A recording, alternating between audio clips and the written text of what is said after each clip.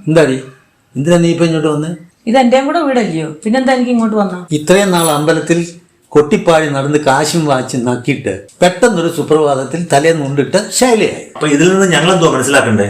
അതുകൊള്ളു, അമ്പലത്തിൽ കൊട്ടിപ്പാടിയോണ്ട് എനിക്ക് കാശ് കിട്ടിയത്. അതെ, അവര് വെറുതെ ഒന്നും തന്നതല്ല, എന്റെ തൊണ്ട പൊട്ടി പാടിയോണ്ട് അവര് കാശ് തന്നത്. അല്ലാതെ രാവിലെ അവരിവിടെ കിഴി കൊണ്ട് തരുമല്ലായിരുന്നല്ലോ. അപ്പൊ പിന്നെ അത് ആരുടെ ഔദാര്യം ഒന്നുമല്ല. എന്തായാലും ഈ തറവാടിനെ പറയിപ്പിക്കാൻ ചേച്ചി ഇപ്പൊ ചെയ്തത് ശരിയായില്ല. നമ്മുടെ സംസ്കാരം, നമ്മുടെ പൈതൃകം, ഇതൊക്കെ നിനക്കൊന്ന് ആലോചിക്കാമായിരുന്നല്ലോ. അതെ, ഞാൻ കൊട്ടുന്ന ഇടയ്ക്കല്ലേ എഴുതി വെച്ചിട്ടുണ്ടോ ഇത് ഹിന്ദുക്കൾക്ക് മാത്രമേ കൊട്ടാവുള്ളന്ന്? ഉള്ളോന്ന്. കലാകാരന്മാർക്കും കലാകാരികൾക്കും പ്രത്യേകിച്ച് മതവും ജാതിയും ഒന്നും ആവശ്യമില്ല. അവർക്ക് പ്രത്യേകിച്ച് ഒരു മതത്തിന്റെ അടയാളവും ആവശ്യമില്ല. വേണ്ടായിരിക്കും, പക്ഷെ ഇത് എന്റെ മാത്രം ഇഷ്ടം. മാധവിക്കുട്ടി കമലാസുരി ആയില്ലേ, അപ്പൊ മുതൽ ആഗ്രഹിച്ചതാ ഞാനും ഇങ്ങനെ ഒരു വേഷം. ഞാൻ അതിനെ ആരാധിക്കുന്നു, വിശ്വസിക്കുന്നു. എന്തോ പറഞ്ഞാലും കൊള്ളാം, മനുഷ്യന്റെ മുഖത്ത് എങ്ങനെ നോക്കും? എന്താണ് നിനക്ക് നോക്കാതിരിക്കാൻ? എന്റെ ഈ വേഷമാണ് നിനക്ക് പ്രശ്നമെങ്കിലേ എനിക്ക് പുല്ല. ഡേ ഒച്ച കുറച്ച് പറഞ്ഞാൽ മതി. വേഷമൊക്കെ നിന്റെ ഇഷ്ടം. അച്ഛനപ്പൂപ്പന്മാരായിട്ട് വളരെ പൈതൃകമുള്ളൊരു തറവാടാണിത്.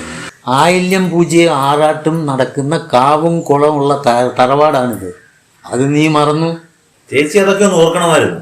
ഇപ്പോഴും നിങ്ങൾ ഈ മനുഷ്യരെ തരം തിരിച്ചാ കാണുന്നല്ലേ? അച്ഛൻ അസുഖമായിട്ട് ആശുപത്രി കടന്നപ്പോഴേ കയറ്റിയ ചോര അതൊരു ക്രിസ്ത്യാനിയുടെയാ, തോമസ് മാത്യു എന്ന് പറയുന്നത്.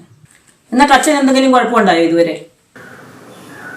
ഓരോന്ന് കാണിച്ചിട്ടേ എന്തായാലും പറയുമ്പോ പിന്നെ മുടന്തനായം പറയരുത്. നിർത്തടാ. പാതിരാത്രിക്ക് വണ്ടി അടിച്ച് നീ റോഡിൽ കടന്നപ്പോഴേ നിന്നെ ചുരുട്ടിക്കെട്ടി ആശുപത്രിയിൽ എത്തിച്ചിട്ട് ഞങ്ങൾ വരുന്നിടം വരെ കാവലിരുന്നതേ വൈക്കത്തുകാരനെ ഒരു മുഹമ്മദ് റസാക്ക. എന്താ നീ അതങ്ങ് മറന്നുപോയോ? ഇത്രയും ഐറ്റം ഉള്ളേ നീ എന്തെങ്കിലും പറയാൻ വയ്യായിരുന്നോ? മുസ്ലിമായ നിങ്ങൾ അതിനെ തൊടണ്ടാന്ന്. അപ്പൊ ഈ ജാതിയും മതവും ഒന്നുമല്ല, മനുഷ്യത്വത്തിലാണ് കാര്യം. അതുകൊണ്ട് ഇനി ഞാൻ എൻ്റെ മരണം വരെ ഈ തട്ട വിട്ട് തന്നെ നടക്കും. അതെന്താണെന്നറിയാവോ? ഇതെനിക്ക് തരുന്നൊരു സുരക്ഷിതത്വം ഉണ്ട്. നോക്കണ്ട, തീവ്രവാദം എല്ലാ മതത്തിലും ഉണ്ട്, അതിന് പ്രത്യേകിച്ചൊരു മതമൊന്നുമില്ല. മറ്റുള്ളവരെ സഹായിക്കാനായിട്ടേ വിശുദ്ധ ഗ്രന്ഥങ്ങളെ തുറന്നു വെച്ച് വായിച്ചു കേൾപ്പിച്ചാൽ മാത്രം പോരാ, അതിനെ സാമ്പത്തികം മുടക്കാനുള്ള മനസ്സൂടെ വേണം.